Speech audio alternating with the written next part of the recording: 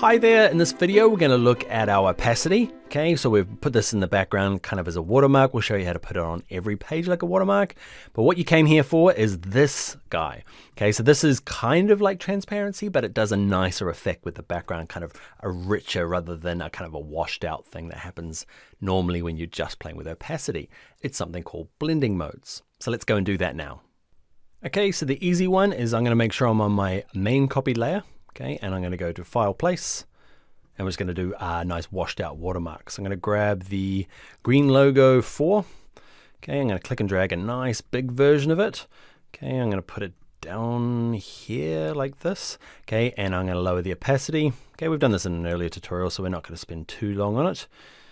Nice kind of watermark thing. Now, if you want it on every page, say it's a washed out image in the background of every page, just make sure it's on your pages panel and it's on your A master. So double click A master and put it on these 2 pages, okay? And it'll appear in the background of all the other pages, okay? I'm not gonna do mine now because mine's white. You're not gonna see it, okay?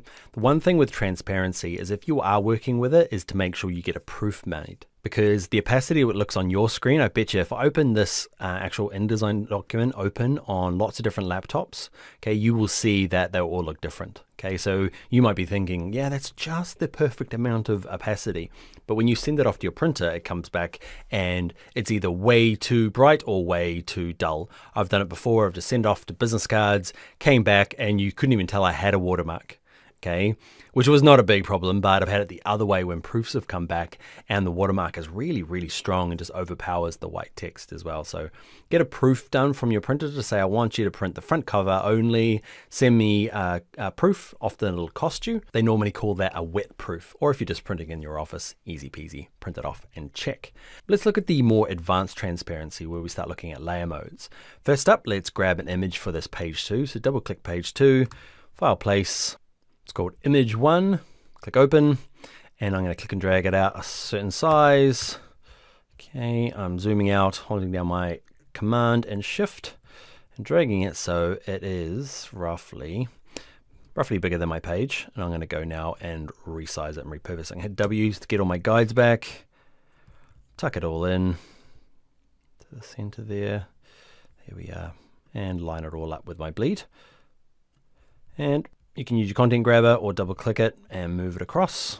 Okay, there she is there. Nice. Click on the background to deselect. Now what I'm going to do is I'm going to grab the rectangle tool and I'm going to draw a rectangle that kind of fits this sort of space. This is where our kind of pull quote's going to go.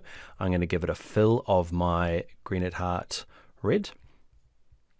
Go back to my selection tool, and this is where it's going to get interesting. I want to do some stuff because opacity is going to work, okay, if I lower it down, but it ends up looking quite washed out, and that's not the effect I want or that we saw at the beginning of this video.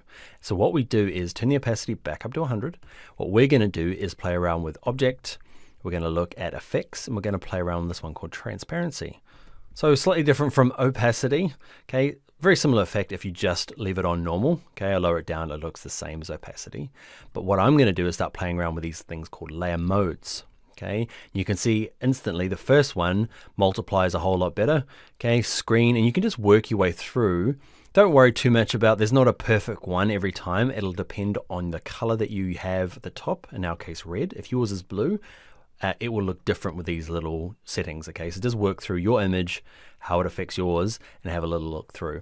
Color burn's the one I want. Go through them all, find the one you like. You can lower down the opacity afterwards. Okay, say you like color burn, but just maybe not as strong. And that's how we do some more kind of like interesting transparency when you add this thing called blending modes. All right, let's click OK. And that'll be it for this video. All right, I'll see you in the next one where we start looking at rounding these corners. Fancy.